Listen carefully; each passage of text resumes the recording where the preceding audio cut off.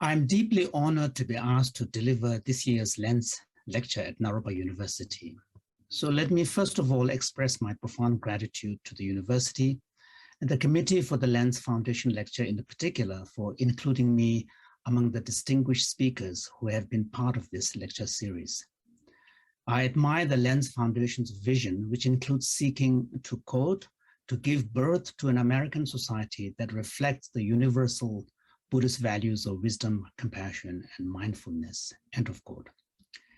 This vision celebrates the cultural encounter between Buddhism and contemporary society and reflects an important recognition of the potential long-term transformational impact of contemporary society's encounter with Buddhist thought and practice.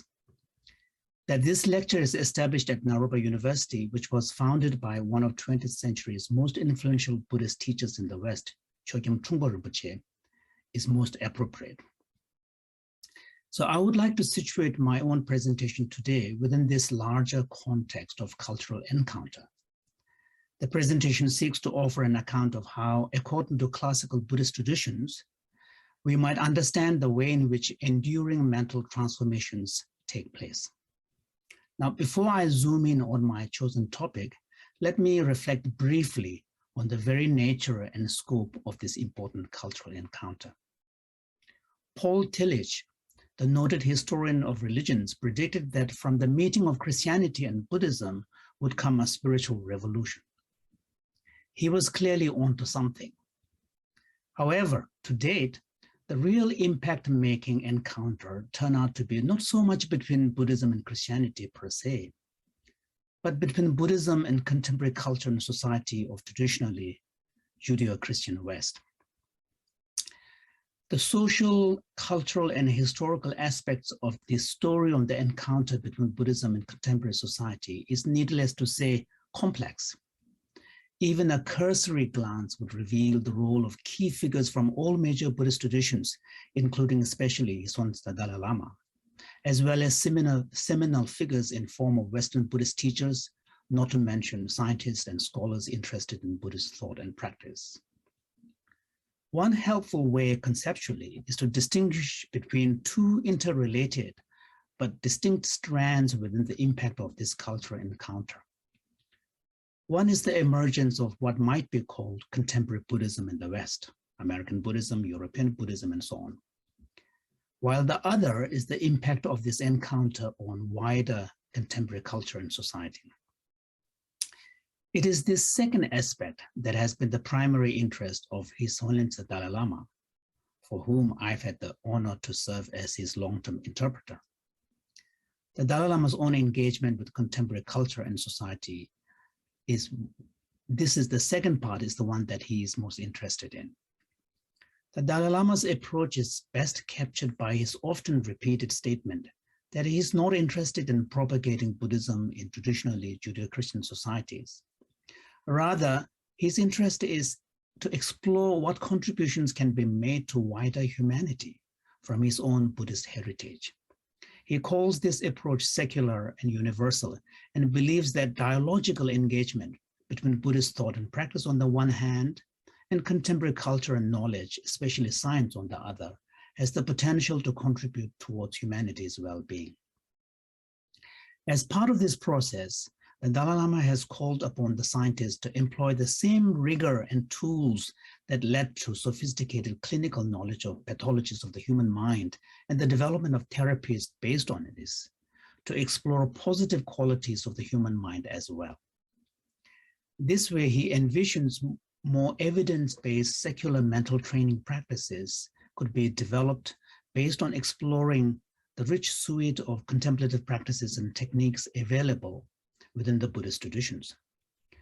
So the Dalai Lama's interest embraces both the broadening of the scientific knowledge of the human mind through this encounter with Buddhism, as well as secular applications grounded in such knowledge.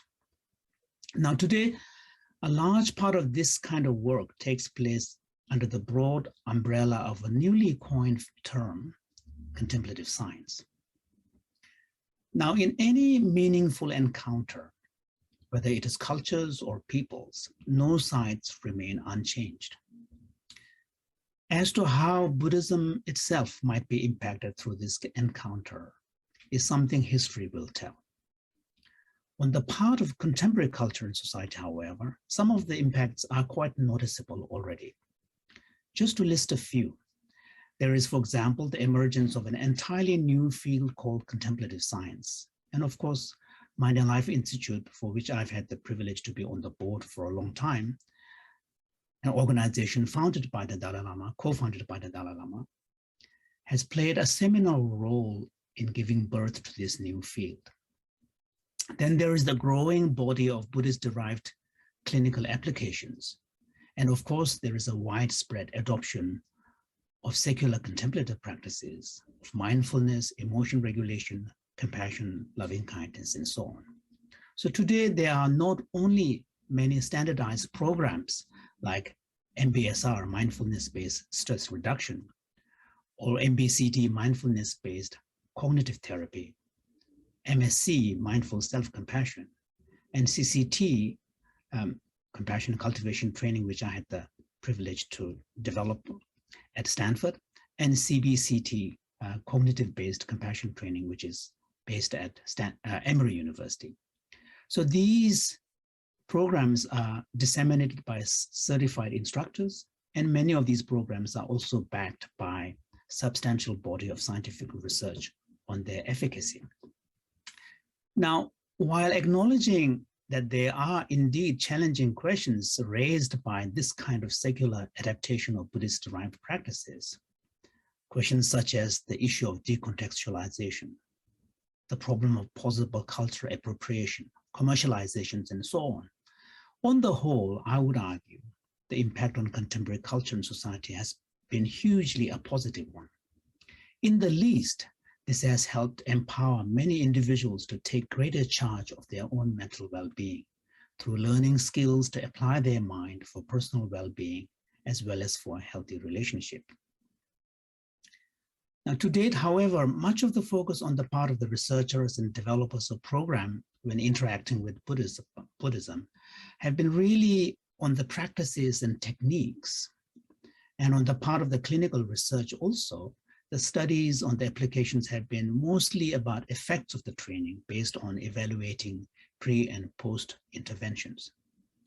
Now, as this field of contemplative science matures, clearly an important focus would have to include also understanding the mechanisms that might underlie the impact of contemplative practice and mental training. And the insights that might be obtained from understanding such mechanisms could then inform and refine the practices themselves so that the programs and interventions developed can be more targeted and efficacious. So the proposal I'm making in my presentation here is that the researchers, as well as those interested in contemplative practice themselves, personally, can greatly benefit from having some awareness of how Buddhist traditions themselves understand how enduring mental transformations take place through contemplative practice. Now, with these preliminary remarks, let me now turn my attention to the main focus of my presentation, which is a Buddhist theory of enduring mental transformation. Now, deep interest in enduring mental transformation goes all the way back to the earliest stages of Buddhism. Of course, the scholars have reminded us that it is very difficult to determine what exactly can be attributed to the historical Buddha. However, there is adequate grounds to understand that many of the key ideas related to mental transformation can be associated with early stages of Buddhism. And here I'm drawing mainly on two very early Buddhist texts. One is the Dhammapada in the Pali Canon. The other one is Udana Varga, or collection of aphorisms, which is equivalent of Dhammapada in the Indo-Tibetan tradition.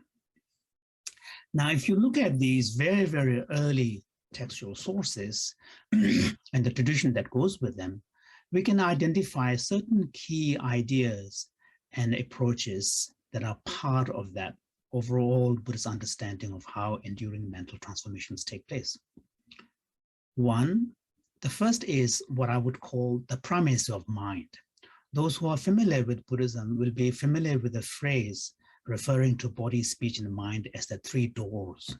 And by here, it's the three doors of action. So of the three doors of action, the mind is the most primary. And in the Dhammapada, and both in Udana Varga, statements can be found repeatedly about how even happiness and suffering is ultimately the function of the state of mind, whether your mind is disciplined or undisciplined.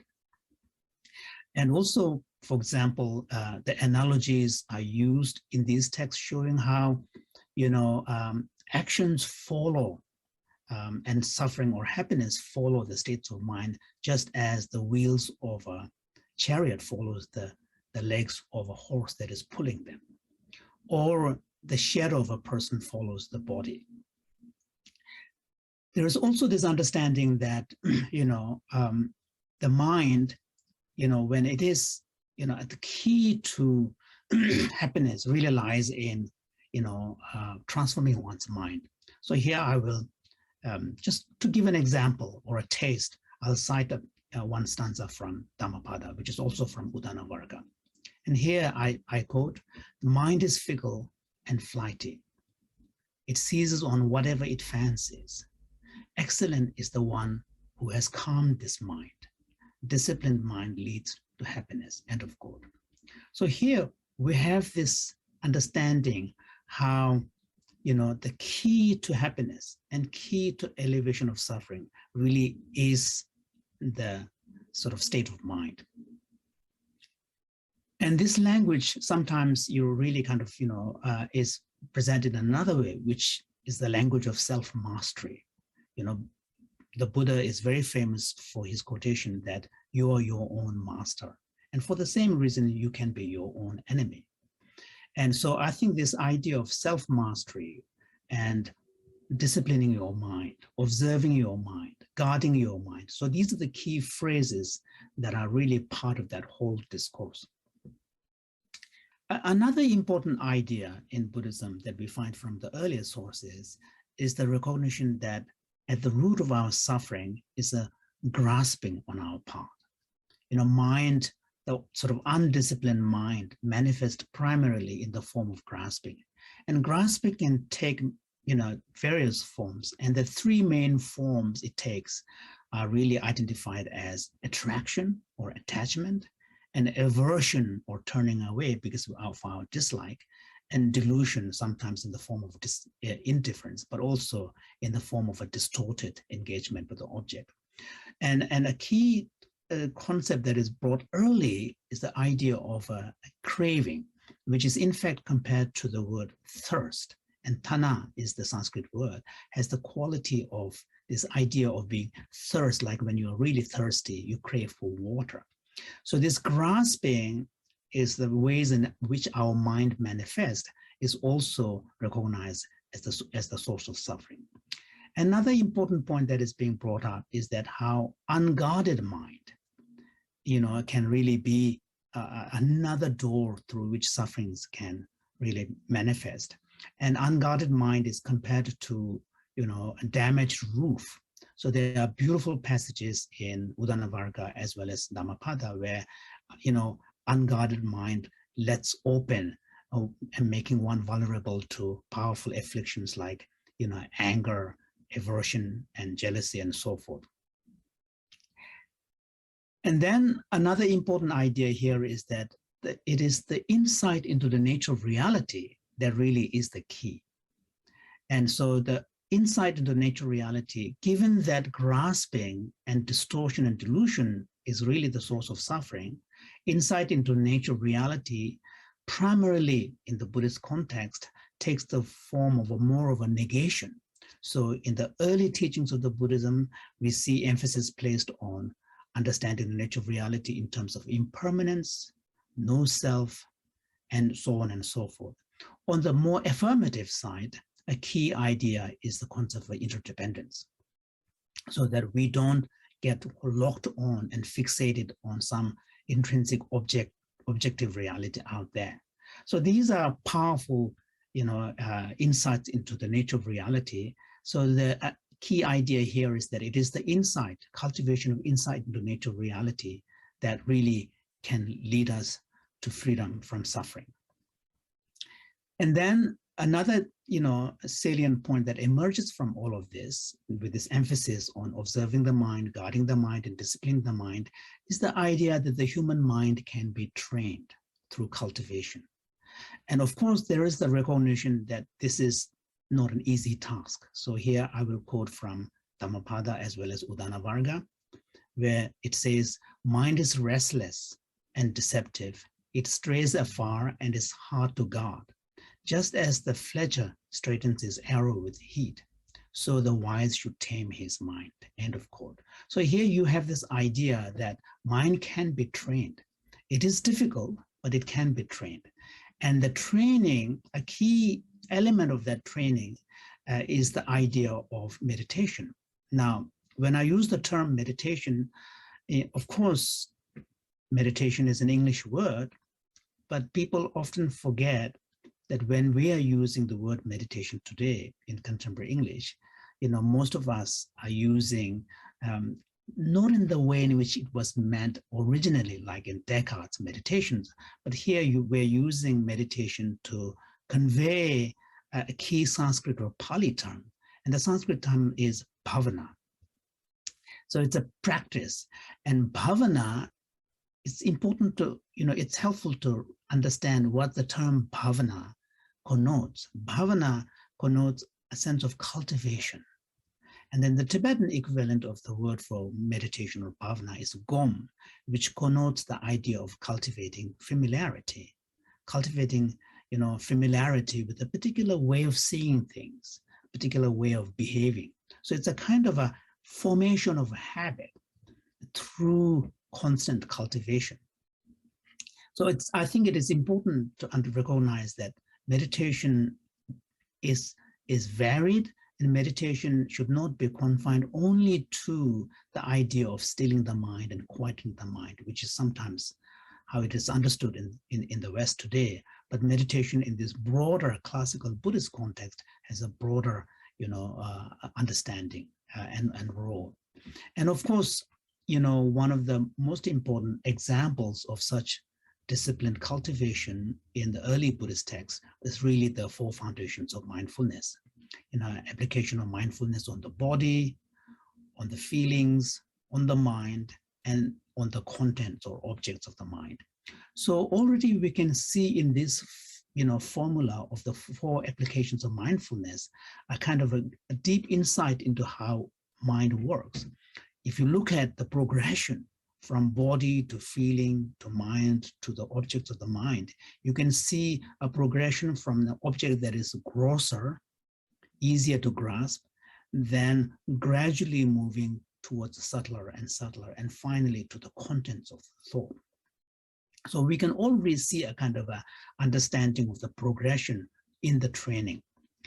And then, of course, in the Buddhist tradition, training of the mind and cultivation is not confined only to formal sitting in the sense we understand today of meditation, but there is also an emphasis on integrating our post-sitting, parts of our day, also applying them into our own personal practice.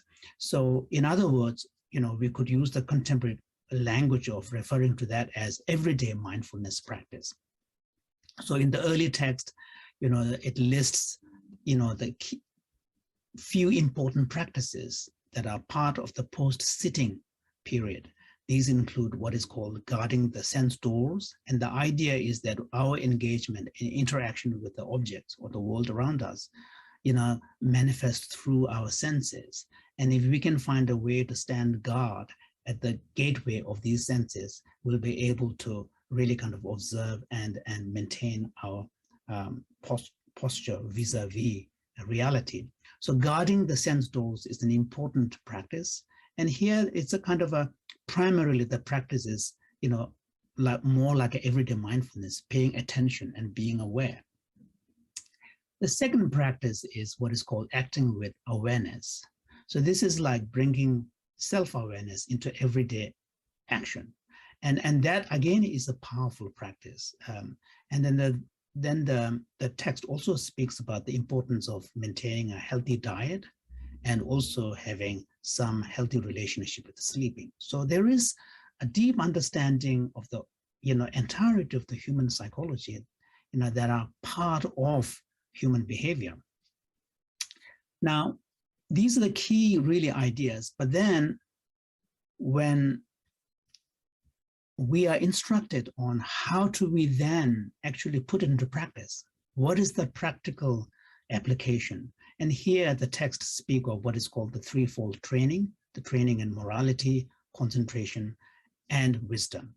And one helpful way to look at this threefold training is to really view them as three domains of cultivation. One is the domain of everyday action, primarily, body and speech, and as well as mind. So that's the domain of morality, our moral action. And the second is the domain of the mind, where the main aim here is cultivating skills that would enable us to apply our mind so that we don't become just victims to the whims of our mind. So that the mind, we gain some control over our mind so that we can consciously apply it. And the third is really about gaining insight into the nature of reality. But if you look at these three domains of cultivation, the faculties that are used are primarily two main faculties: mindfulness and meta-awareness. The meta-awareness is the awareness of awareness. It's a second order awareness.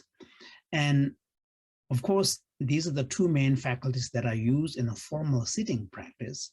But in the formal sitting practice, such as cultivation of concentration, we're applying it in the domain of mind, which is harder. So cultivation in the ethical practice is in some ways a preparation and sharpening of these two faculties. And when you apply these to our body behavior, it's easier because body behavior is easier to observe. So one can see these threefold training as three domains in which the cultivation is taking place. So that is the practical kind of, instruction of the actual practice that we find in the early text. Now, if you look at the many aspects of these practices, we can broadly identify kind of, two different aspects of the mind that are being developed. One set, we can call them faculties of training. So these include mindfulness, meta-awareness, and heedfulness is another term, apramada, which is an important concept connected with the living an ethical life. And then, of course, intention and insight. So these are faculties that are being developed. Then at the same time, part of the practice also includes cultivation of virtuous qualities. So these include, what one would call, qualities of the heart, include compassion, loving kindness, joy, equanimity, which is the four, immeasurables, and joy and faith. So we can already see in the early Buddhist texts some understanding of the distinction between faculties that needs to be developed and applied, and qualities like virtues that needs to be cultivated that are more connected with the qualities of the heart. So if you look at all of this, there is an assumption of a certain basic, psychology of the human mind. And this basic psychology of the human mind, understanding that and appreciating it is important to understand how Buddhism understands enduring mental transformations take place. So sort of briefly, we can see that, for example, in relation to a particular object or in a situation, you begin with perception and outlook, the way you see the world, your perception of the world. And your perception and the outlook that you bring to the world, impacts your attitudes as well as the values that you may bring to the situation. And the combination of your perception and the attitudes give rise to emotional response to the situation. And it is emotions that really underpin our behavior. So if you look at the motivation behind human action, compared to thought and intention, generally emotions are more powerful predictors of human behavior. They are the more immediate motivating factors. So perception and outlook leads to attitudes and values, and a combination of them give rise to emotional response to a situation. And then emotion then give rise to our human behavior. And when we constantly engage in this cycle, habit is formed. Now, in this model that I presented, of course, the arrow goes in one direction, but in reality, the arrows can also go in the opposite direction. So it's a more dynamic, a relationship. But this basic structure of perception impacting our attitudes, and the two of them impacting our emotions, and emotions then giving rise to behavior, is a powerful, understanding of the basic psychology behind human behavior. So these are really, ideas that goes all the way back to the very, very earliest stages of Buddhism. Now, of course, over time, Buddhism, with its more than 2,500 years of history, we see quite a lot of development as well as refinements on this understanding of how mental transformations takes place. Now, I'll just roughly identify some of the key sort of refinements that we see in the later centuries. Again, here, when I do that, I'm drawing primarily on Indian text and Indian traditions. So one important development that came is really this kind of a distinction between what is called the wisdom aspect of the path and method aspects of the path.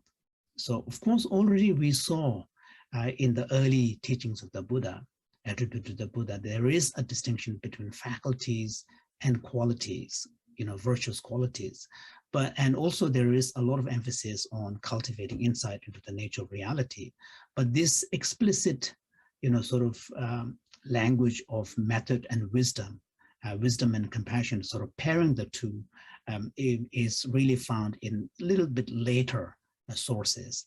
But this is an important development, because what this does is to really identify two very important distinct dimensions of our practice.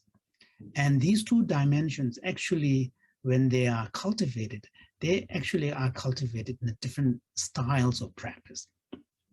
For example, the wisdom aspect of the practice tends to be associated primarily with insight into the nature of reality, whether it is of impermanence, no self, interdependence, and so on and so forth. And many of these cultivation practices take primarily the form of deconstruction, sort of lessening our grasping, disengagement, and so on and so forth. It's really primarily in the form of, sort of working at loosening of our grasping to objects. Whereas if you look at the method aspects of the path, where the most important quality is compassion, they tend to be more what one would call, connected with the heart rather than the mind. So the wisdom aspect could be understood as connected more to the mind, and wisdom and method aspect could be seen as connecting more to the qualities of the heart. And there, even the cultivation practice involves different kind of approaches. It's primarily it involves sort of connecting with deeper intention, working at the level of intention, connecting with your deeper aspirations, and also the practice involves quite a lot of the use of imaginations and visualizations. So this distinction between method and wisdom, or wisdom and compassion, as two important dimensions of the cultivation practice, is an important refinement. Another important sort of, refinement that came was the understanding of how within the realm of mental factors, there are factors that stand in opposition to each other. So the idea of antidotes. So, and this idea of antidotes is based upon an understanding of a dynamic relationship between different mental factors. So a typical example is loving kindness versus hatred, compassion versus ill will, and so on and so forth. So this, again, is captured beautifully, especially in the later Abhidharma taxonomy of the mental factors.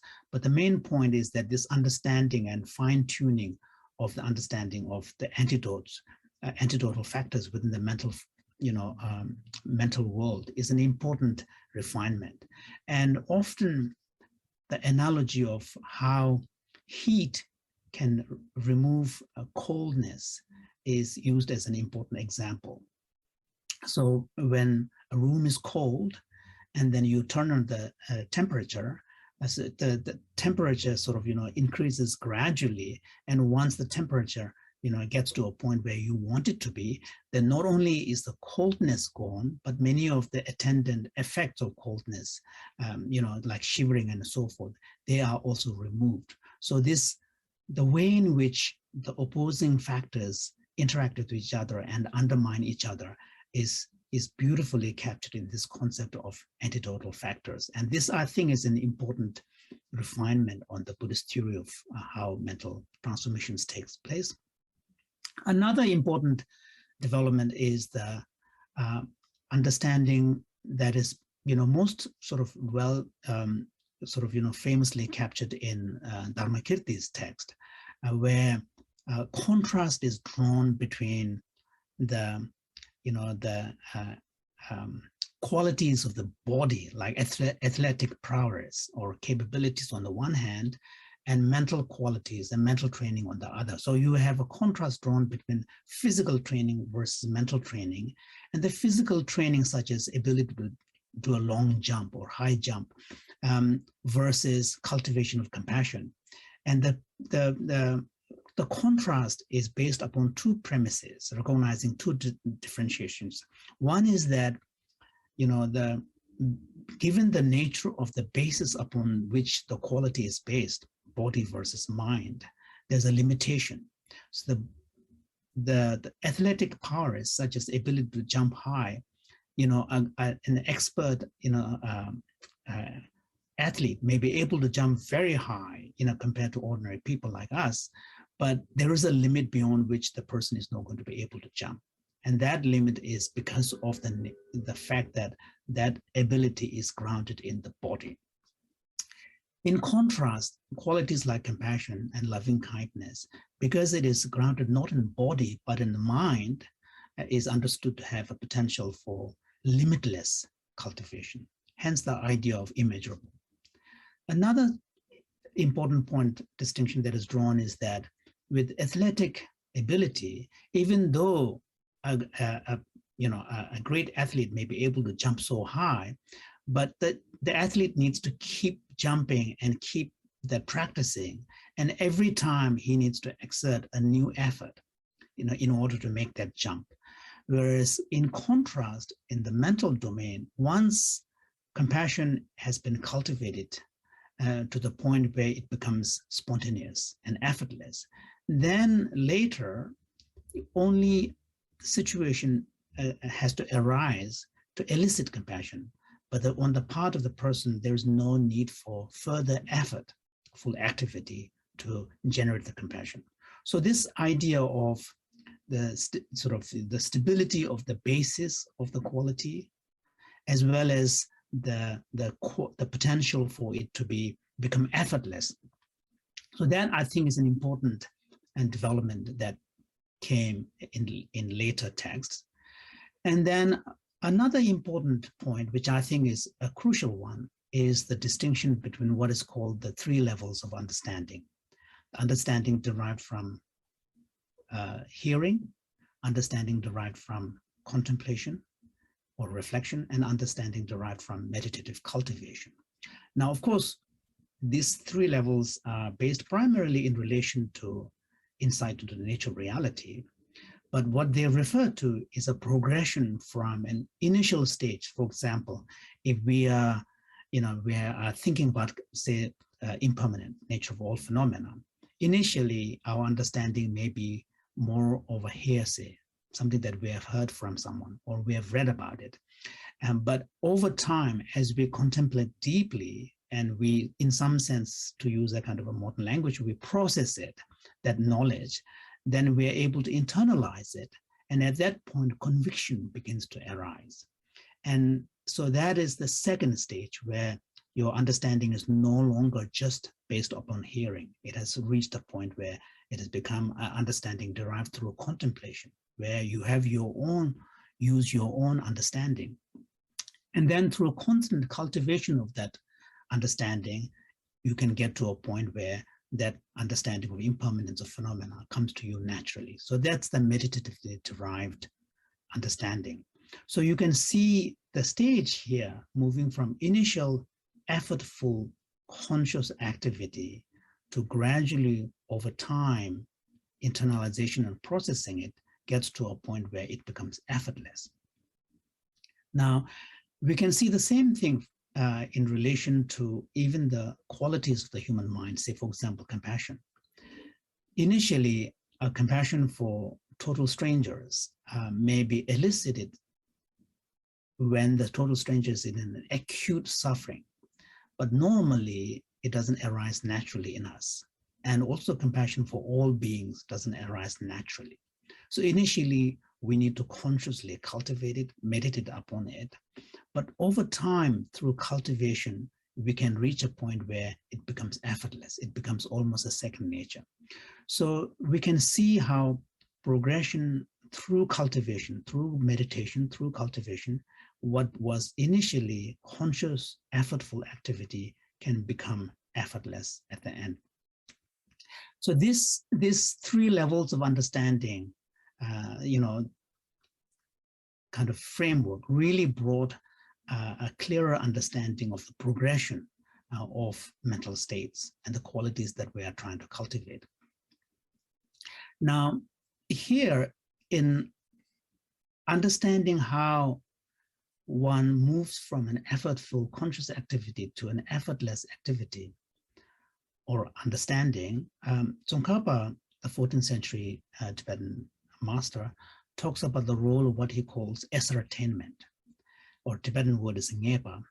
And ascertainment, by ascertainment, he is referring here to a sense of certainty grounded in understanding. So he understands a large part of that progression is really a function of the quality of your ascertainment. And he says, for example, to the extent one cultivates the ascertainment, that certainty is seen to become stronger, more enduring, clearer, and more stable.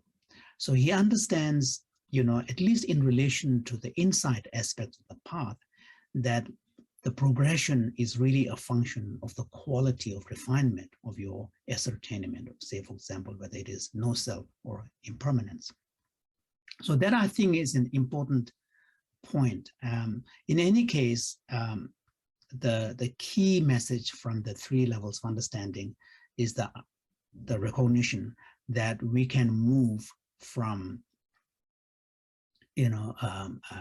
what is effortful, initially effortful activity and understanding to gradually to an effortless, spontaneous activity where qualities like compassion becomes part of our second nature.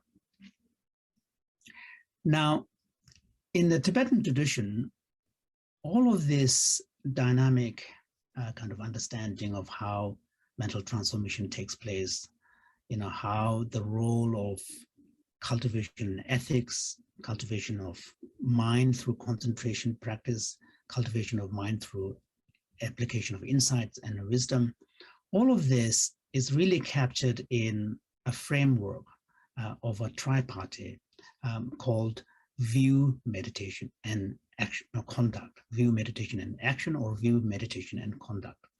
So this, I think, is a very important and helpful kind of, framework that the Tibetan tradition offers. And, we will see, one does see its roots in the Indian tradition itself, but it is in the Tibetan tradition, this tripartite framework is most explicitly emphasized.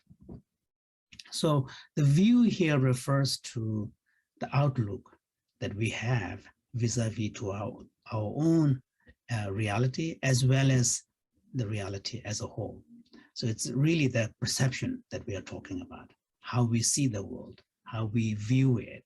So view is really more at the level of outlook. And meditation here refers to the internalization of that view, cultivation of that view, and really through constant practice.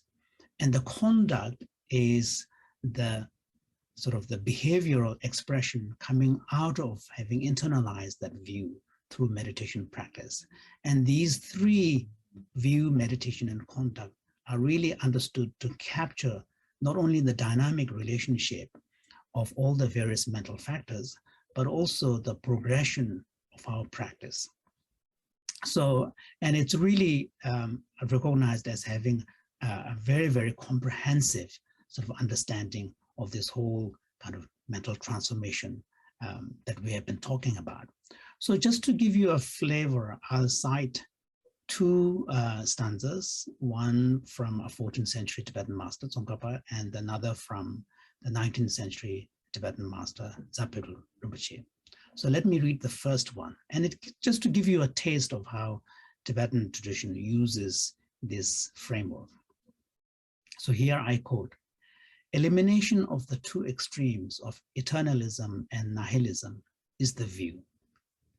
Abiding one-pointed on this is the meditation. Adopting pure way of life in accord with the three vows is the conduct. Know this and engage in your practice." End of quote. And Zapetul says this, "Whatever your view, the absence of grasping is crucial.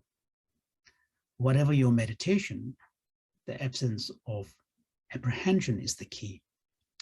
Whatever your conduct, being in accord with Dharma is the best. The key point is to unite your view, meditation, and conduct and their effects." End of quote. So you can see in these two examples of quotations from two Tibetan masters, the appreciation of the comprehensive nature of this tripartite, view, meditation, and conduct. And also one can see how this view, meditation, and conduct framework also captures that, basic psychology of the human behavior that we spoke about earlier, between how, outlook and perception informs our attitudes and the values that bring into the world, and how together they inform our emotions, and how emotions then give rise to our behavior. So if we want to make any change, transformation of human behavior, we need to work at the level of the outlook. And this is one of the reasons why in the Buddhist practices, a great deal of effort has been placed upon, changing the outlook, transforming the outlook, and cultivation of the view. And the cultivation of the view in the Buddhist context is not similar to a kind of adoption of a certain philosophical standpoint, for the sake of understanding nature, reality, for its own sake. But the view is, intimately tied to a broader soteriological project of, overcoming suffering and gaining freedom from suffering. And in other words, attainment of enlightenment. So this Tibetan framework really seems to offer us a much more dynamic and comprehensive understanding of all of what we are talking about with respect to classical Buddhist understanding of how enduring mental transformations take place. Now, the key premise behind this particular framework is the idea that effective mental transformation is a function of cultivating a correct view about the nature of self and reality, and the integration of such a view through prolonged contemplation and meditative cultivation. And the ethical action is really understood to come out spontaneously and naturally out of it, rather than, of course, at the beginner's level, when we in the cultivation of morality, we do need precepts, we do need rules, and we do need principles. But at a more advanced level, ethical action is something that is expected to come out spontaneously and naturally from a view and a meditative cultivation. So Now, many of you are aware that unlike in the secular context, the Buddhist tradition's interest in enduring mental transformation goes well beyond the goal of everyday well-being. Its interest is ultimately motivated by the quest to seek full enlightenment or awakening. And to this end, its theory of mental transformation contains aspects that actually might be difficult to adopt in what the Dalai Lama has called secular universal framework. And here I'm thinking particularly of ideas like the Buddha nature theory and its underlying view of basic goodness. And also the suggestion that one can totally eliminate afflictions such as attachment, aversion, and so on. So the claims in the Buddhist tradition are bigger, and its motivation for understanding, how enduring transformations work and the practices that it proposes, the goals are much more ambitious than the context that we are talking about in the secular domain. And so this is something that I think it's important to recognize.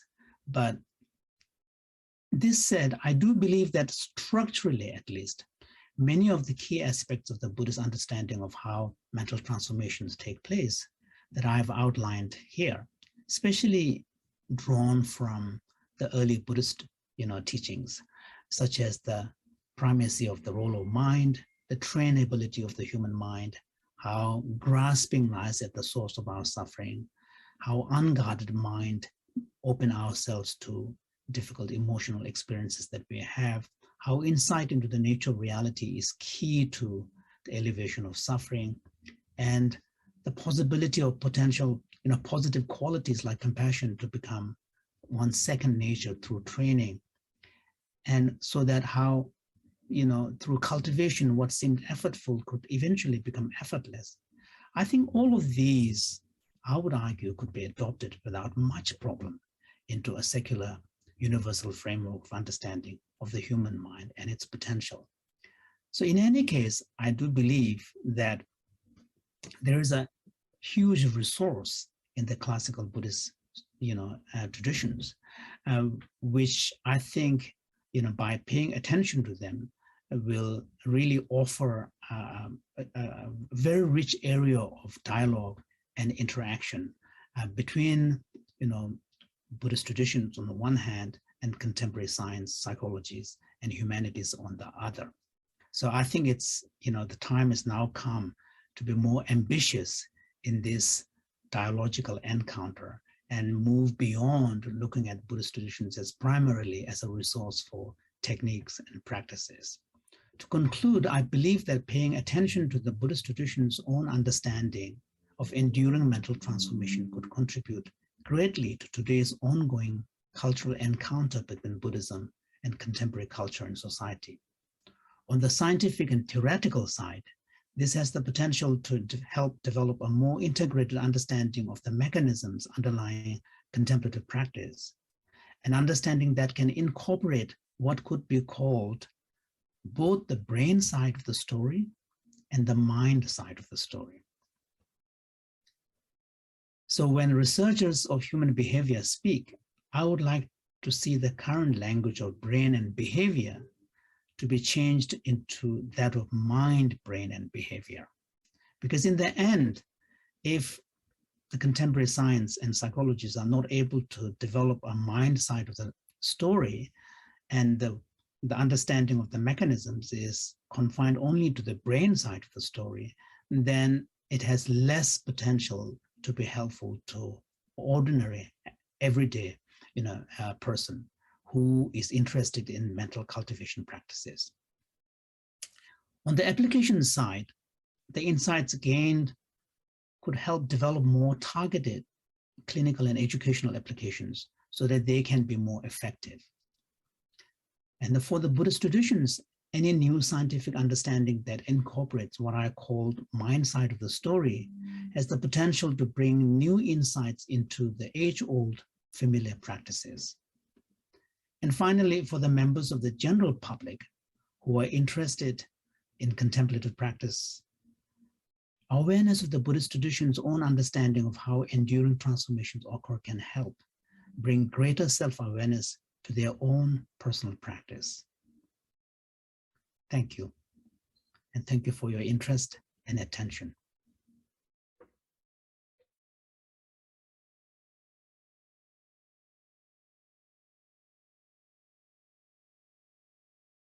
Naropa and the World Wisdom Traditions Department in particular approach the exploration, practice, and study of the spiritual traditions of our planet with a commitment, excuse me, with a commitment to embodying the qualities of precision, gentleness, and spontaneity.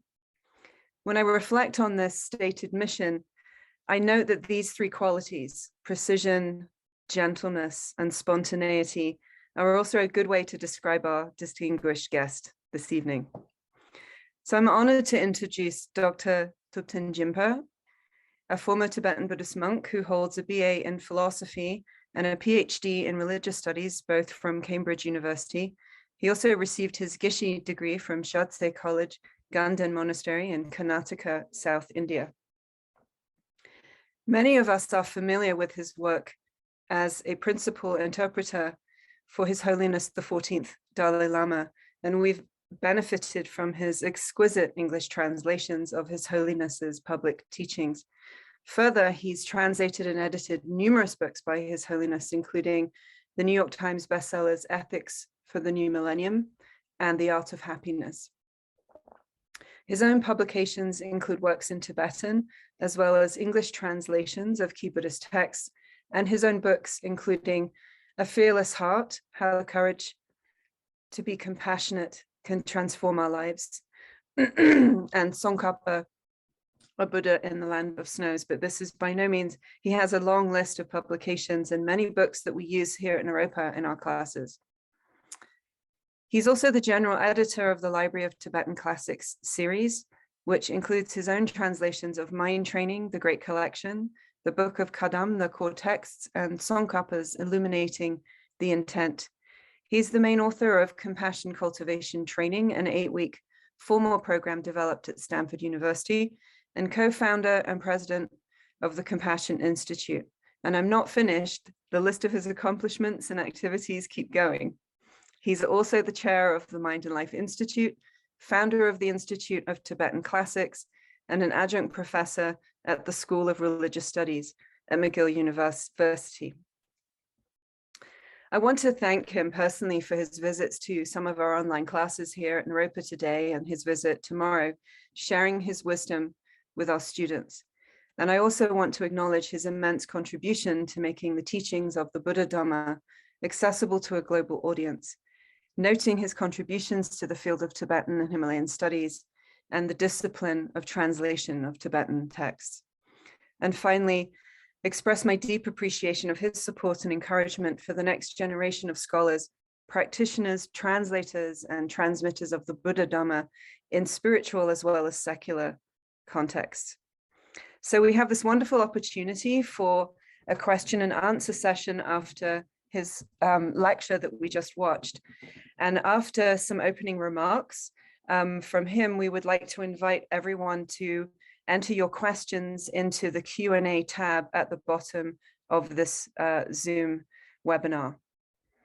So I will be monitoring the chat and the Q&A, and I really want to encourage everyone to please use this time to benefit from having this wonderful teacher that we have present for us. And I will be the facilitator for your questions. So please join me in welcoming Geshe-la, Dr. Thupten Jinpa. Thank you for being here. Thank you. I'm deeply honored to be this year's distinguished lecturer for the Lenz Foundation at Naropa University. And I wish, I could have been there in person, because it would have been very different. With all the amazing capabilities online platform offers us, but in the end, nothing really replaces in-person interaction. And particularly for the more live Q&A interactions, I as someone who was trained in the Tibetan monastic debate tradition, I enjoy interaction, dialogical type of interaction, but unfortunately, we have not been able to do this. Thank you for, attending this lecture. And in my lecture, I was, in some ways, I'm making a very bold statement, which is to say the current contemplative science researchers and clinical applications developers, it is in their self-interest to take deeper interest in not just the techniques that are offered in the Buddhist tradition, but also look at the deeper psychological resources that are available. And if any of the new applications are going to serve broader humanity, we need to understand the underlying mechanisms by which the contemplative practices are bringing about real transformation. And my appeal to the research community and people, the entrepreneurs who are developing these programs, is to not assign the Buddhist tradition only the role of techniques and tools, but also bring in as an equal partner in the actual exploration of understanding the mechanisms, that underlie transformations that take place as a result of contemplative practice. And Buddhist tradition, one of the important things about Buddhist tradition is that in addition to having developed a rich resource and repertoire of so many contemplative practices of different types, different genre of practices, but it's a tradition that has also been very self-aware and having deep self-critical interest in how these mental mind-based techniques actually work.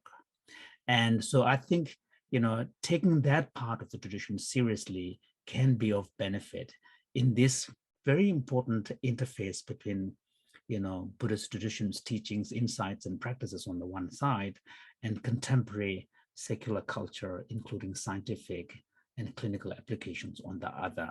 So in some ways, I'm making a simple case in my lecture, but in another sense, I'm making a bold statement that, don't limit yourself into, only the techniques. And part of that, part of that, just confining primarily to the technique aspect is, if you look at the contemplative research to date, most of them are fairly crude, fairly simple, basic.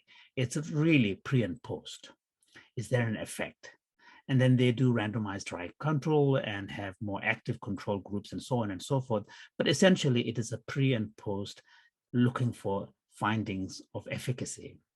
But, in order, if we're serious about this, then we need to go beyond that and start teasing out what the scientists would call the active ingredients and what are the mechanisms. And Buddhist tradition has a lot to say about what those mechanisms might be. Of course, the Buddhist explanation is more from the point of view of mind and lived experience rather than from the brain. And so combining the brain side of the story with the Buddhist tradition's, mind side of the story could be a very rich, because in the end, we human beings are beings composed of both body and mind. So, an integrated, comprehensive explanation of human experience needs to incorporate both aspects. So that's a simple point I'm making in my lecture here. Thank you. So I'm looking forward to a real, conversation and a dialogue. Yeah. So I'm seeing some questions coming in. This is a question from Atticus Lyon or Leon. I hope I pronounced that correctly. So this question is, you mentioned that an unguarded mind leaves the door open to powerful mental afflictions. I'm wondering how extreme psychological states like psychosis are worked with or trained from a Buddhist point of view. How does one train their mind when afflictions are very strong? Thank you for that question. To be honest, when it comes to very obvious pathologies, such as mental illness, I think on those, in those contexts, I think it's probably more important to seek first clinical medical help rather than relying on meditation practice. Because one thing that we have to bear in mind is that many of the Buddhist derived practices kind of presuppose, quote unquote, kind of a normal mind. So many of the malaises that the Buddhist tradition wants to get rid of and help us get rid of are typical of ordinary mind, which tends to seek grounding, grasping, and and also sort of leave the sort of unguarded towards the emotions impact upon our mind, all of this. So when I'm talking about unguarded mind, I'm talking about sort of not being able to pay attention and bring intention into our everyday life, so that we let ourselves be, taken away by the tide of whatever's happening around us. So I'm thinking more in those terms. But when the term affliction I'm using here is in a kind of a technical Buddhist sense, which is klesha. So not in a mental illness sense, but when it comes to more well-known and well-studied medical pathologies, then I think it's probably healthier and smarter to first take the clinical treatment. And then once you have a more stable basis, then you can begin to apply your mind, because even the basic meditation techniques kind of presuppose that you have the ability to pay attention. So you're beginning, although you are a beginner, but at least there is a presupposition that you are going to be conscious in applying your mind.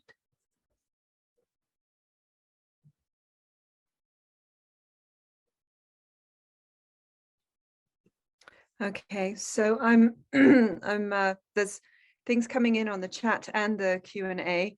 The next question is from my colleague, Dr. Judith Simmer Brown. And her question is, it was interesting that your lecture tonight was based on the first turning teachings from the Dhammapada and the Udana. Do you think that the first turning teachings especially lend themselves to relevance for secular environments? Would this be different from basing this lecture on the second or third turning sources that might have greater elements of magic, devotion, and religion? That's a real question from a professor. Real question. And I just want to say that Judith has also said that I didn't introduce myself. So I will do that at the end of the questions if anyone's interested, but I figured they're more interested in you, but I will. Well, that was a really a very observant question. This is really my kind of personal approach. As I'm a participant in this secular adaptations of Buddhist derived practices and participating in this growing enterprise, I tend to look for insights and teachings and practices that are much more readily translatable in a quote unquote secular language. So, and I'm particularly partial towards Dhammapada and Udana Varga. I remember, in fact, reading Dhammapada. The first time I read Dhammapada was in English, and the version that I read wasn't even that accurate in terms of translation. Later, when I found the Tibetan version, but somehow it really struck me was the Penguin Classics version, Ioan Mascaro. From a scholarly point of view, it's not that accurate, but somehow the translators seem to have managed to capture something very beautiful, which is the simplicity and immediacy of these verses. And there's a very highly practical approach as well. And Udana Varga is sometimes referred to as the Tibetan Dhammapada. It's much longer, and almost all the verses in Dhammapada are present in Udana Varga. But Udana Varga is bit more extensive, but Udana Varga also has a similar kind of, and the what attracts me about these two texts is that, first of all, the verses are beautiful, and secondly, the message when it's brought up is very clear, and in many ways it's really boils down to the techniques of applying one's mind. So, and the techniques of applying one's mind is something that is universally translatable. So that's why I think they're easier. The second turning teachings, which is primarily in the sort of wisdom tradition of, teaching on emptiness, there are aspects of the teaching on emptiness which are really helpful and can be translated. But the deeper radical aspects of the teaching on emptiness is very difficult to convey in a non-Buddhist context, unless you get deep kind of abstract philosophy. But there are the practical aspects. For example, this is used also in modern mindfulness teaching, which is really learning, and it's learning to recognize thoughts as thoughts and the contents of thoughts as thought constructs. So in a sense, we are moving towards the second turning teaching, where we are beginning to deconstruct the world that we construct ourselves, and beginning to learn that the assumptions that we make about the world is not necessarily underpinned by the actual reality, and beginning to appreciate there is a gap between how things appear to us and how things may actually be. So that's moving towards, so that level can be secularized because it's a kind of but beyond that it's tough. But the compassion teaching, which is although present in the first turning, but it's much more pronounced in the Mahayana teachings. And that, of course, is translatable.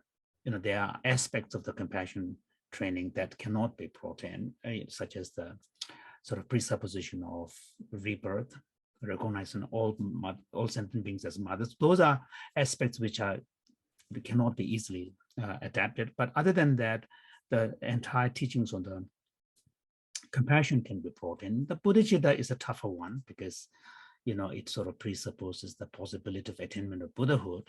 And also in the secular context, one of the fundamental Buddhist ideas, which is the possibility of eliminating our afflictions, such as attachment, anger, that is a very bold and big claim. But in a secular context, I don't think it is not necessary to be able to bring the insights and the techniques of the Buddhist practice, in order for them to be efficacious enough for the purpose of the secular objective. I don't think we need to go that far to suggest that actually these emotions can be eliminated, because the idea of total elimination of these afflictions, emotions, kind of radically challenges the basic ideas behind biology and evolutionary science. So I don't think we need to be that radical in order for the Buddhist teachings to benefit more broader audience, the secular world that I'm thinking of. So, and the devotion part is of course tough. And then the whole Vajrayana aspects is also very tough. And then from the third turning, the beginnings of the secular adaptation of the concept of Buddha nature is emerging. We may not call it Buddha nature, you can call it basic goodness, or, there is a beginning of an appreciation that qualities like compassion and altruism are innate. They are not learned behavior, they are not learned impulses, they are innate. And then once you're able to convey the idea of innateness of these good qualities, then you are kind of getting close to the idea of basic goodness, which then probably points towards kind of Buddha nature idea. But Buddha nature is, again, quite a difficult concept to go in the secular domain. So I think what is happening now is actually quite exciting, because there's a lot of organic movements taking place. Okay, so so among the audience, there might be some who may not necessarily see themselves as Buddhists, but they're willing to go quite far. Okay, but then there will be Western Dharma, practitioners who are actually willing to go fairly far. And then there will be a large number of people who are willing to go quite a bit with the Buddhism, Buddhist ideas and Buddhist insights and practices, but then at some point it would be not possible. So once you go beyond the sort of boundaries of secular kind of framework. So I think what's happening, I don't think there is one solution. I think I happen to be one who is a big enthusiast of the first turning's teachings, but there might be others who probably will have a different take. I mean, for example, even on compassion training field, my colleague John Markansky from Boston University, he's a version of secular compassion training actually uses, kind of a more devotional, I mean, he may not call it devotional, but aspects of practice that has a strong flavor of, Guru Yoga and, type of practice. So there are others, but I happen to be a huge fan of Dhammapada and Udana Varga. So sort of I'm going in that direction. Thank you.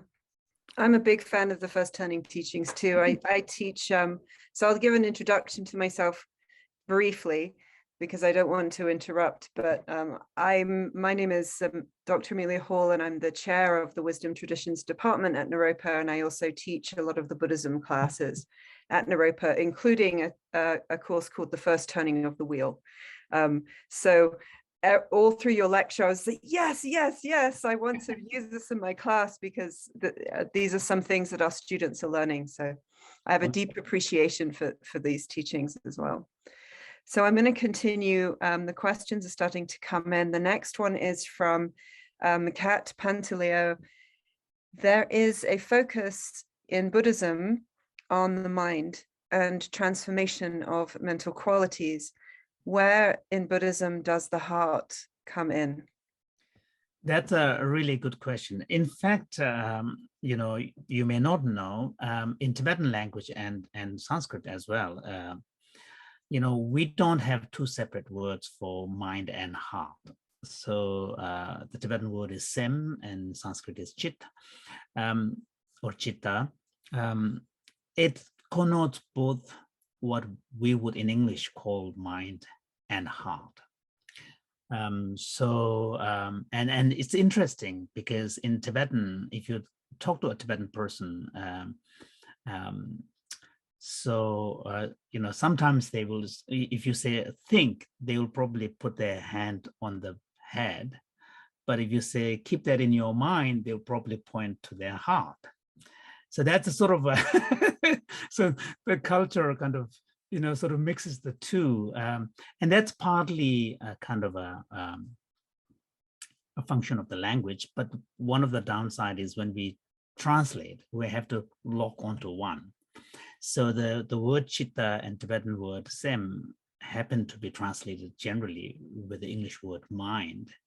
And then if you read far enough, you will begin to get a sense, actually the term is being used in a slightly different way than the terms mind would be used in a normal way in English. So for example, you will begin to notice that bodhicitta is also called awakening in mind. And, you begin to see a compassionate mind. And so you will begin to see actually mind is being used in a much broader sense. So I don't think we need to worry too much. I mean, of course, we need to be cognizant of this double meaning of the word mind as it is used as a translation of a Tibetan term or Sanskrit term. And so we tend to use heart less because the word heart in Tibetan has a much stronger physical connotation of a physical heart. So that's one of the reasons why it's used less. Having said that, there is an appreciation of at least, and I mentioned that in my lecture, a differentiation between two dimensions of practice. One is the wisdom aspect, the other one is the method aspect. And if you look carefully, the method aspects generally tend to be more oriented towards what one would call heart, qualities of the heart in English. So compassion, bodhicitta, loving kindness, those are really important aspects of the method facet of the practice. And then the wisdom aspect tends to be the qualities more of what we would call mind in English, the intellect, the penetrating insight, and sort of deconstructive ability and uncovering. So all of these are really wisdom aspect. So there is a kind of an understanding of at least a qualitative difference between qualities of the heart and qualities of the mind. So there is that, but we will use the word mind generally as a broad term that captures both. Okay, so the next question is an anonymous participant. The Buddhist tradition has historically placed a lot of emphasis on memorization of key texts, aphorisms, etc. But this is not emphasized so much in the modern context, Buddhist or otherwise, at least in my exposure. What do you see as the value of memorization in the process of training and cultivation? Is it still relevant? That's a really good question. I know in modern education, memorization has a really bad reputation because it's associated with rote learning. And in some ways, that criticism is justified because in the past, and as you see also in, for example, like in India and also in my own Tibetan community in the secular schools, students memorize answers to a set of questions and they regurgitate it in the exams. And so instead of sort of, and when you memorize, when you learn something simply through memorization, you're not engaging with the content. You're just sort of, memorizing a string of words without much connection to the content. So memorization can be abused in this way.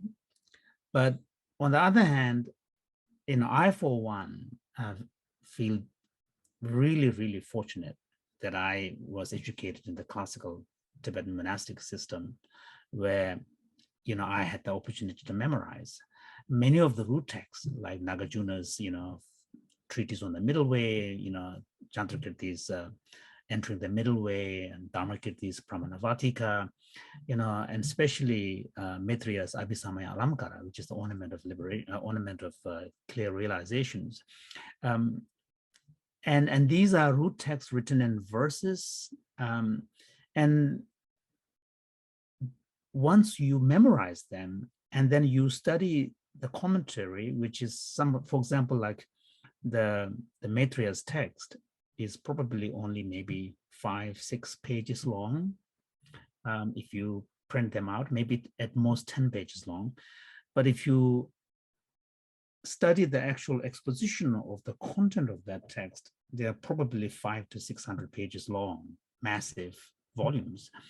And there's simply no way you're going to be able to remember all of this. But by memorizing the root text and by studying the commentary, what you do is you learn to hang the key sections of the commentarial content onto the key verses in the text, so that at the end of, this text is studied for 5 years in the monasteries, in some monasteries 7 years, because that's sort of roughly equivalent to what one might call religious studies program, sort of the Mahayana version of religious studies program. So in that text, you pretty much cover everything that is Mahayana, and except for the detailed philosophy of emptiness. So, Tibetan origination, cultivation of bodhicitta, the 10, bhumis, and all of these 6 perfections, all of these are studied in this, based on this text. So by the end of your study, because you have memorized the root text and you have debated on it, the ability to remember and recall key sections, key topics, key debates is just unbelievable. If you have not memorized the root text, then even after the end of 5 years study, you feel as if you are lost in the forest, in the woods. Whereas because you have the root text, you now have this ability to have a synoptic view of this massive terrain. So the root text plays a very important role. And then on a personal, practical level, from a practice point of view, memorization plays a very important role in, for example, like in the Tibetan tradition, chanting is a very important part of practice. And some of the chantings are really about hymns to Buddha, hymns to, Buddha, Avalokiteshvara, and also praises to one's own great gurus and masters. And these are sung in a chanting way. And there's nothing like the experience of a group chanting, of a sort of a verses written in a very moving, inspirational poetry. And those, if you haven't memorized, it's very difficult to experience the power, because when you're reading, your attention goes to the page, you're paying attention, you're making sure you see the text, and then you basically see a string of words. Whereas if you had memorized the text itself, and then you are participating in this group chanting, you don't have to worry about the text, because the text you can chant. But as you chant together with everybody, then it takes you to a completely different plane. So I think the memory, and in some ways, we see that also in the West. Some people have this ability to cite poetry from Shakespeare, and those who are able to do that, these verses that mean so much to this individual really carry a kind of a weight for them, and also offer them an outlet for a particular type of experience and articulation, which if you don't memorize, you just don't have it. So I hope that, and not just in the Buddhist studies program and contemplative education like Naropa, but also in a regular context, I hope people will find a sort of a middle way, so that at least, even especially at a young age, ability to memorize is much better. And whereas when you get older, the ability to memorize becomes harder. So I think just being able to imagine, if as a young child you have memorized some beautiful poetry, and then 40, 50 years later you can just chant them or cite them, that's quite brilliant. And at least in my own Tibetan tradition, memorization still plays a very important role. I mean, when those who had the opportunity to visit Tibetan temples and monasteries, you will know monks may be doing a day-long chanting, but very few are actually reading from a text. It's all done from heart. And then there is something very beautiful about it. Thank you. So we have another professor question from my colleague, Dr. Jamie Beachy. The questions are coming in and it just popped out. There it goes. Okay. Can you speak to the ways that technology is shaping mental experience in our current context? How can Buddhist insights and practices help us to work with the challenges of divided attention and social separation? That's a really, really pressing question, actually. I mean, to be frank, I also notice the beginning of an effect on my own attention span, which is a little worrying, actually, for someone who has been in the monastic education for a long time. Partly because, I mean, like everybody, we have devices, and then we have so much information in front of us, and then this sort of deluge of information makes it harder for us to kind of put them together, and on top of that, people are reading less and less books. We tend to read magazines or journals, or just look for something faster. And I think something is definitely happening, and I don't know what the long-term consequence of that would be. I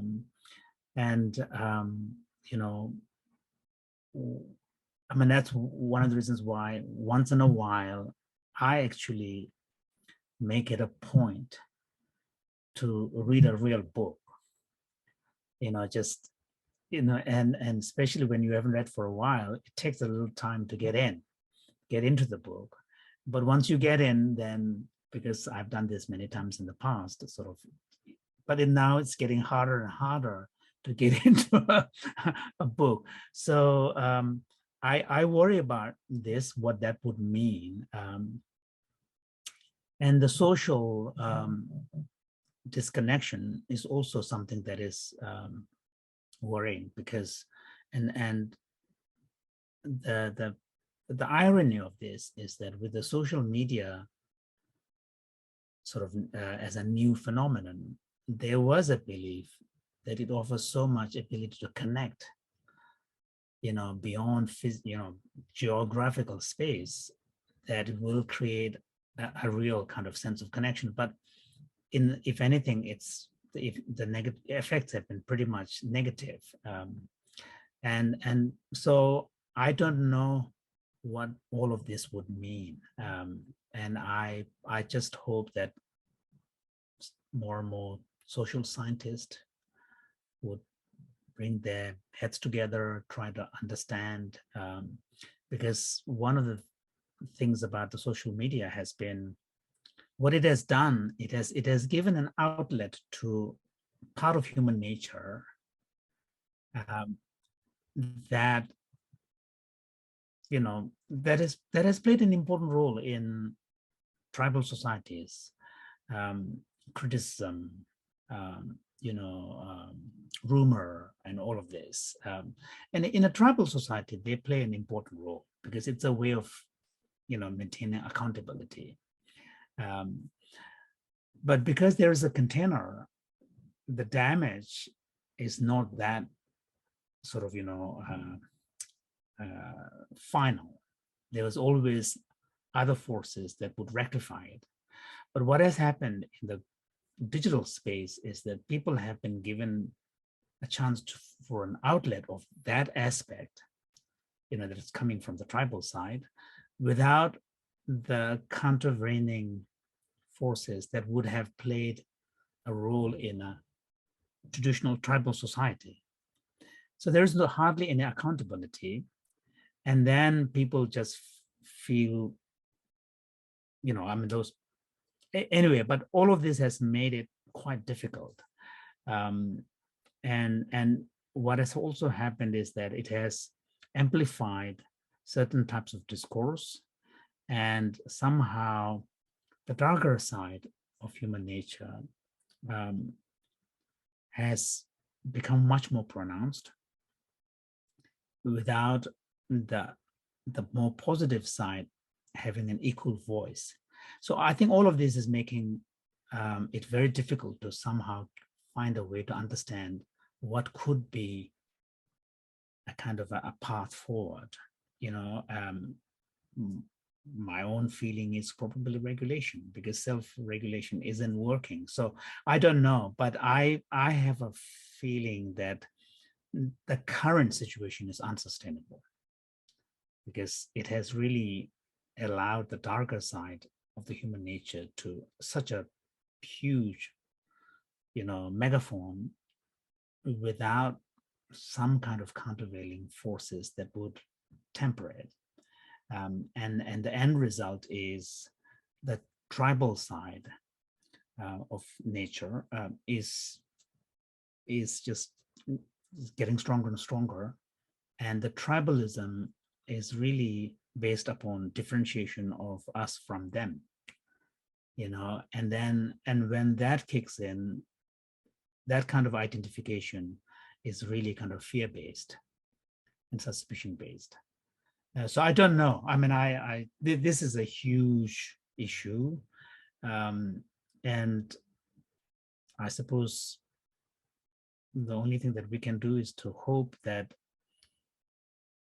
parents of young children, are now in a position to appreciate the negative effects of these media and learn to protect their children at a young age. And then as children gets older, sort of educate them in the darker aspects of these technology and interaction, and then equip them so that they can engage with these in a much more proactive, conscious way. So I don't know. I mean, that's at least this is how I brought up my two girls. Just making sure that they are more self-aware, and then teaching them a strong sense of belief, grounding in their own self-belief, and having a strong anchor in their trust in the family, in their trust in the culture in which they're growing, so that serves as a counterweight to whatever may be happening in the broader society that they are participating. So I think that's probably the one most effective way that we each take, bring our agency.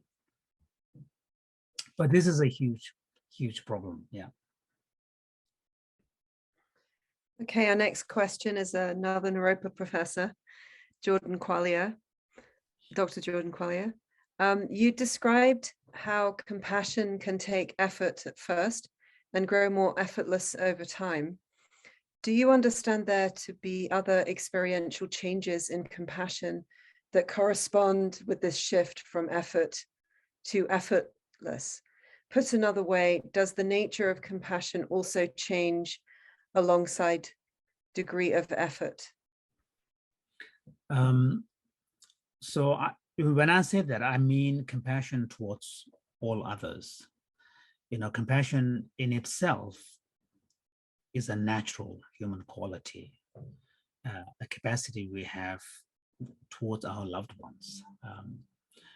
But compassion for others beyond the immediate circle, and also compassion in a kind of a conscious way, bringing into a situation that requires training. So initially, especially if we are cultivating compassion towards a difficult person, then we have to use our reasoning, thinking, and sort of convincing ourselves, reminding ourselves the shared humanity of the other person and ourselves. And in that way, you build it. So initially, that type of practices is effortful.